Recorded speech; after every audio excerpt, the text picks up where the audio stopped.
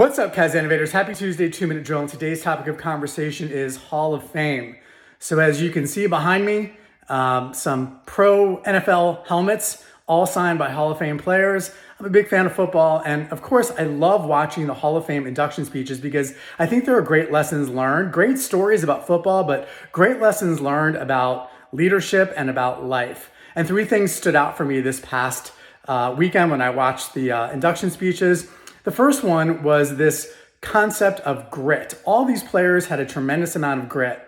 Joe Thomas, left tackle for the Cleveland Browns, as an example, played 10,363 consecutive snaps. That takes a tremendous amount of physical, mental, and emotional grit. The second thing that stands out for me is that all of them were coachable. They all listened. They were all willing to learn from the people that came before them, the coaches that wanted those players to achieve their highest level of success. They listened, they applied, and because of that, they became one of the 371 best players to ever play the game of football.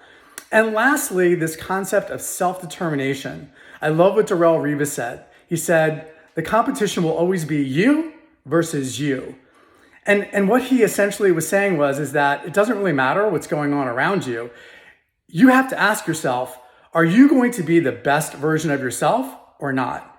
It's going to be me versus the lesser version of me.